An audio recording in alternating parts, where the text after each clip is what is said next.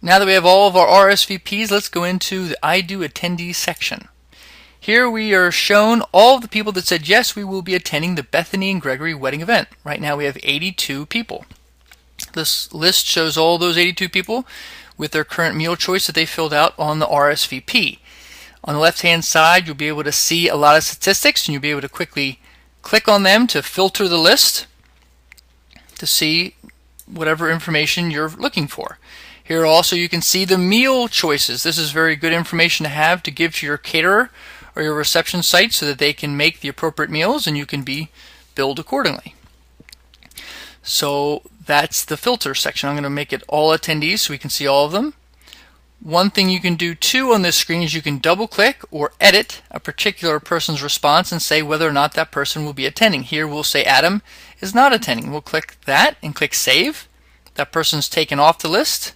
Now we have 81 attendees. Unfortunately, Adam cannot make it, but that's okay. We'll go forward. So here is everyone here, and then the next things we're going to be focusing on is placing attendees at tables, creating Tentcards, assigning attendees to flights. They could be doing incoming or outgoing flights, and also assigning them to hotels. So let's do that now.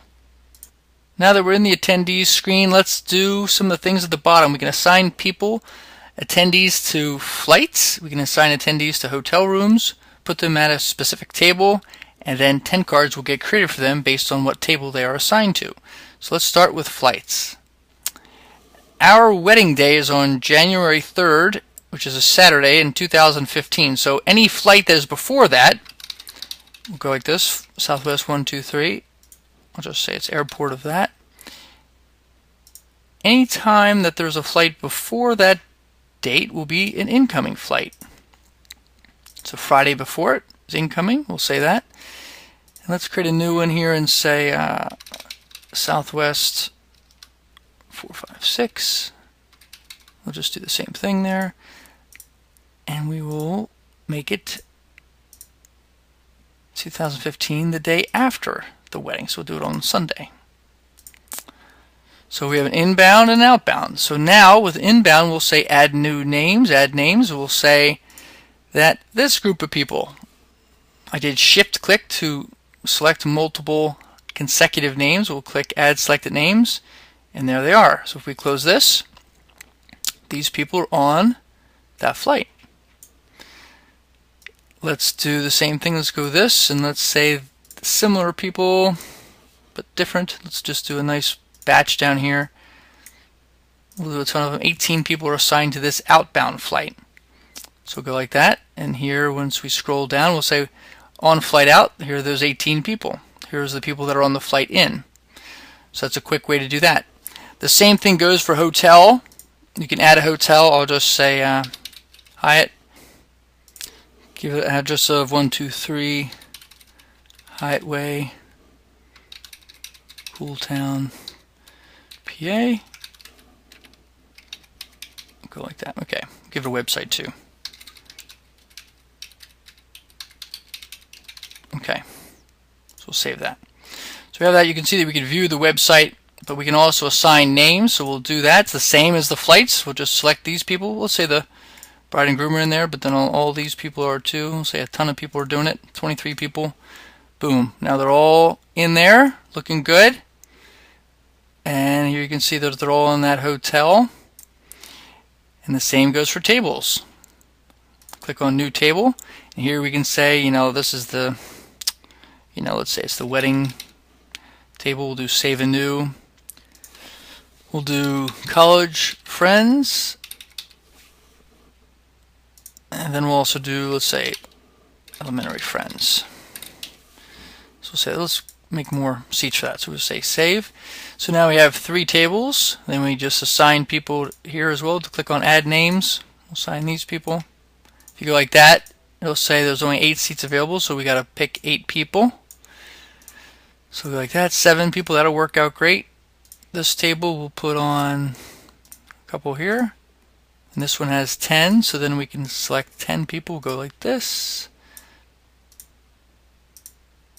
There's 10. We'll go to 11. We need 10. We'll go like that. And there are the 10 people. So that is assigning people to tables. You can do a quick word report. I'm going to look, oh here, this looks good. This gives you a little breakdown of how the tables are looking and who's seated where. It's the same for all the other reports as well. I'll look at them real quick. Here's the hotel report. The Hyatt's got a lot of people staying there. We also have the flights report. You can do this. Inbound flight, outbound flight, so you know how to get your guests to the airport on time. And then 2, by us assigning people to these tables, there is something that's done automatically, and that is this Tentcards. So you can see here in the Tentcards section, we have all of the Tentcards. We have 15 of them so far based on the person and the table that they're assigned to.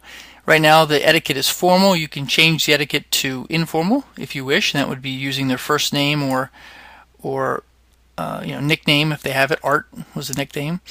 Let's change that back to formal. So here's this. So now again I want to say, if here it says Mr. and Mrs. Andrew Anderson on table 1, if Mrs. Anderson was on another table, the Tentcard would look different. So let's do that real quick. I'm going to go into tables. I'm going to unassign artist from this one and put her on, let's say, just college friends. And then now you're going to go to Tentcards and you would see that he's on this one and his wife's on that one. But that might happen if there's children or something like that, or maybe there's a person that's a best man or a bridesmaid and then their spouse has to sit at another table. That would take care of that. So that is an overview of the attendees screen. There's reports for everything that you see. No matter what filter you do, you always get a report just for what you see. So that's attendees.